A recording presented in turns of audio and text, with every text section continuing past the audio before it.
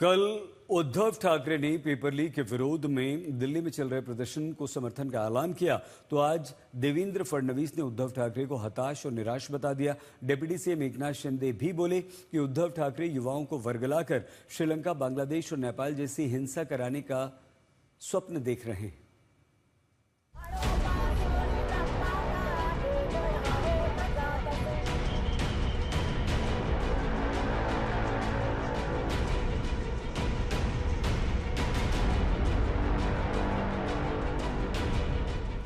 ये सच है कि पार्टी में टूट के बाद उद्धव ठाकरे के सामने महाराष्ट्र में अपना सियासी अस्तित्व बचाने की चुनौती है। इसीलिए उद्धव कभी राम मंदिर चढ़ावा चोरी मामले में मुंबई में राम रक्षा आंदोलन करते हैं, जिसके तहत उन्होंने अपने समर्थकों के साथ हनुमान चालीसा और राम रक्षा स्तोत्र का पाठ करके खुद को हिंदुत्व का रक्षक बताने का संदेश दिया था।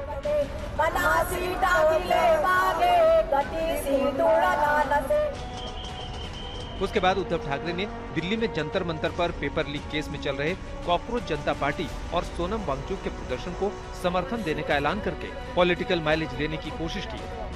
समय आया है पूरे देश में अपनी अपनी पार्टी का जो एजेंडा है बाजू में रखकर हम सारे लोग इकट्ठा आकर वो जो आंदोलन चल रहा है उसका समर्थन करें, और वो इसलिए करें क्योंकि ये सिर्फ एक पार्टी का एजेंडा नहीं है, अपने देश का भविष्य का विषय है। और देश के भविष्य के लिए आज जिनके कंधों पर जिम्मेदारी है वो अपनी जिम्मेदारी नहीं उठाएंगे तो देश की स्थिति बड़ी बुरी हो सकती है, खराब हो सकती है। और मैं आज खुलेआम सोनम वांगचुक जी को और दीपके को मेरा समर्थन दे रहा हूं।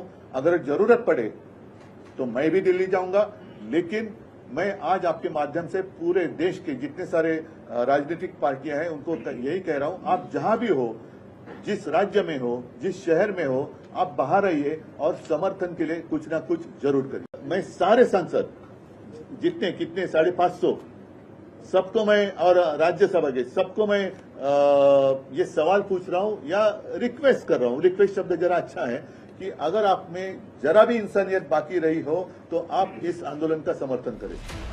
लेकिन महायुति ने उद्धव ठाकरे पर पलटवार करने में देरी नहीं की। मुख्यमंत्री फडणवीस ने उद्धव को हताश और निराश करार देते हुए राम रक्षा आंदोलन से पहले राम रक्षा के 4 मंत्र सही ढंग से पढ़ने की चुनौती दे डाली। देखिए, उद्धव ठाकरे जी एक हताश, निराश और फ्रस्ट्रेटेड व्यक्ति है। इनका राजनीति में कोई वजूद बचा नहीं है। ये जो सारी चीजें वो बोलते हैं, फ्रस्ट्रेशन से बोलते हैं। अब उद्धव पर साझा प्रहार करते हुए शिवसेना प्रमुख और डिप्टी सीएम एकनाथ शिंदे ने कहा कि घर में बैठकर आंदोलन को समर्थन करने से अच्छा होगा उद्धव खुद आंदोलन में शामिल हो। शिंदे बोले, उद्धव अपनी सियासत चमकाने के लिए देश के युवाओं को भड़काकर श्रीलंका, नेपाल और बांग्लादेश जैसी हिंसा का सपना देख रहे हैं, जो कभी पूरा नहीं होगा। सोनम वांगचुक जी को जो सपोर्ट उबाटा ने किया है, ये सिर्फ मैं कहता हूं कि एक राजनीतिक फायदा उठाने का एक कोशिश है।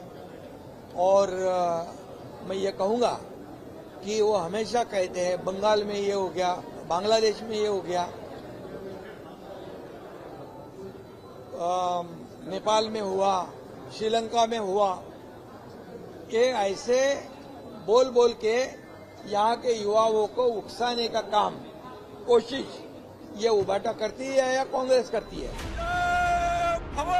शिंदे यही नहीं रुके। उद्धव के सवाल उठाने पर उन्होंने कहा कि 2014 से पहले देश में हर तरफ भ्रष्टाचार था, लेकिन अब पीएम मोदी की लीडरशिप में देश विश्व गुरु बनने की ओर अग्रसर है। 2014 से पहले की परिस्थिति देखिए। 2014 से पहले कितने बड़े बड़े स्कैम हुए, कितने बड़े बड़े घोटाले हुए, भ्रष्टाचार हुए, ये यहाँ के देश के युवाओं ने देखा है अपनी आंखों से। और 2014 के बाद जैसे देश को आगे बढ़ाने का काम, पूरा जीवन समर्पित करने का काम मोदी जी ने देश के लिए किया है। इसलिए ये ऐसे परिस्थिति में कई देशों की अर्थव्यवस्था पूरी तरह खत्म है, डगमगा गई है, चरमरा गई है। ऐसी परिस्थिति में भारत देश की अर्थव्यवस्था न की मजबूत की, बल्कि उसको आगे बढ़ाने का काम किया है। आज भारत एक विकसित भारत 2047 का सपना जो है, आर्थिक महासत्ता बनाने का मोदी जी लिए हुए हैं। लेकिन शिवसेना यूवीटी महायुति को घेरने का कोई मौका नहीं छोड़ना चाहती। लीगल बैटल चल रहा है।